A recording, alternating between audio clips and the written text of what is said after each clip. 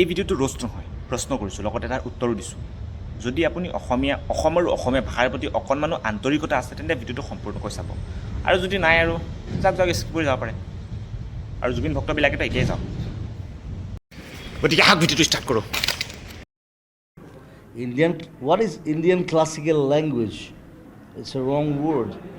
Indian classical language অকল এটাই আছে, that is Sanskrit.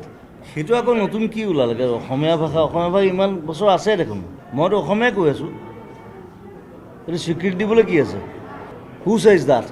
ভাৰত চৰকাৰ। এতিয়া মই যে ইমান গান লিখিলোঁ এতিয়ালৈকে, সেইটো ভাৰত চৰকাৰে স্বীকৃতি দিব নেকি? This is my language, this is Assamese, I am N Assamese, মই অসম হয়, সেইটো বাছ জুবিন দা বাছ। এনেকৈ যদি আপুনি জ্ঞান বিলাই ফুৰে ন, এটা সময় যে ভাৰতবৰ্ষৰ পৰা অসমক পৃথক কৰিব তাৰ কোনো মানে নাই।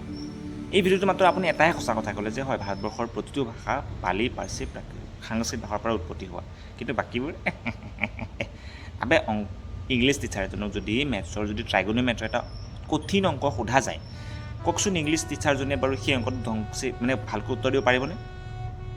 ক'ত কাক কি কেনেকৈ সুধিব লাগে? আমি মিডিয়াবিলাক তহঁতৰ অকণো জ্ঞান নাই নেকি?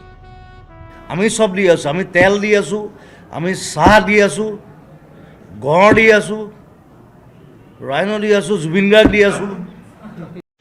আৰু অসমে গড় চাহ তেল এইবিলাক ভাৰত চৰকাৰক দি আছে, ঠিকেই আছে, কিন্তু তাৰ বিপৰীতে যে অসম চৰকাৰে প্ৰতি 5 বছৰৰ মূৰত যে জোলা উঠাই পিনে যে প্ৰতি লোন বিচাৰি যায়, সেই পইচা দি যে অসমৰ মানুহবিলাকে সাধাৰণ মানুহবিলাকে আঁচনি পায়, কিবা কিবি পায়, সেইবিলাক যে পায়, সেয়া কোনে দিব? আপুনি দিবনে? দি দিয়ক যদি পাৰে, অসমৰ ৰাইজে অকণমান উপকৃত হ'ব। আৰু আপোনাৰ মতে এনেকৈ হ'লে দেখোন আমি যে ভাৰতীয় বুলি নিজকে গৰ্ব অনুভৱ কৰোঁ, সেইটো তাৰমানে কোনো ভেলু নাই।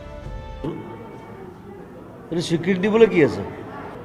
অসমীয়া ভাষাটোৱে ৰাষ্ট্ৰীয় লেভেলত কিবা এটা স্বীকৃতি পাব গৈছে, তাত আকৌ আপোনাৰ কিহৰ অবজেকশ্যন? তেনেকৈ হ'লেতো মই আপোনাক ক'ব পাৰোঁ আপুনি ডক্টৰেট ডিগ্ৰীটো কিয় পালে? নিশ্চয় আপোনাৰ কিবা না কিবা এটা যোগ্যতা আছে, সেইকাৰণে দিলে। ঠিক তেনেকৈ অসমীয়া ভাষাটো কিবা না কিবা এটা গুণ আছে, সেইকাৰণে দিলে। তাত আকৌ আপুনি অবজেকশ্যন দেখাইছে যে মোৰ ভাষা অসমীয়া, আৰু আপোনাৰ অসমীয়া ভাষা নহয়, আমাৰ প্ৰত্যেকজন অসমীয়াৰ ভাষা আছে অসমীয়া। এতিয়া মই যে ইমান গান লিখিলোঁ এতিয়ালৈকে, সেইটো ভাৰত চৰকাৰে স্বীকৃতি দিব নেকি? গানবোৰ এনে কি বুলি স্বীকৃতি দিব লাগে? আপোনাৰ যদি বেছিভাগ গান হিন্দীত হ'ল হয় তেতিয়াও এটা কথা, কিন্তু অসমীয়া গানবোৰ অসমৰ বাহিৰে ভাৰতত কেইটা মানুহে শুনে? এতিয়া চিনি পাব পাৰে, জুবিন গাৰ্গ বুলি ক'লে বহুতে চিনি পালে, কিন্তু তেনেকৈ হ'লেতো দলে কি চাইৱালা আৰু দীপক কাৰাল তাকো চিনি পায়। এতিয়া যদি দলে কি চাইৱালা আহি পিনে ভাৰত চৰকাৰক প্ৰশ্ন কৰে যে মোকতো ভাৰত চৰকাৰে একো বুলি স্বীকৃতি দিয়ে নাই, আবে তাকতো পাগল বুলিয়ে ক'ব ন। হু চেজ দ্যাট? ভাৰত চৰকাৰ। ভাৰত চৰকাৰ কি কোন হয় এইবিলাক প্ৰশ্ন কৰাৰ আগতে দুটামান কথা জানি থওক। প্ৰত্যেক 5 বছৰ মূৰে যে অসম চৰকাৰে গৈ ঝোলা পাতি যে লোন লৈ আনে, সেই লোনৰ পইচা দিয়ে সাধাৰণ মানুহক আঁচনি দিয়ে, কিবা কিবি চৰকাৰী সা সুবিধা প্ৰদান কৰে। ভাৰতীয় বুলি আমি এটা টেগ লৈ থকাৰ কাৰণেহে আমি সুৰক্ষিত, নহ'লে চাইনা, পাকিস্তান, বাংলাদেশ আহি পিনে আমাৰ জিনা হাৰাম কৰিলে হয়। আমি বৰ্তমান সুৰক্ষিত কাৰণ আমি ভাৰতীয়, ময়ো ভাৰতীয় আৰু আপুনি। ভাৰতৰ বাহিৰত গ'লে আপুনি নিজকে ইণ্ডিয়ান চিটিজেনশ্বিপ বুলি ক'লেহে আপোনাক চিনি পাব, অসমীয়া বুলি ক'লে কেতিয়া চিনি পাব? ৰেয়াৰলি।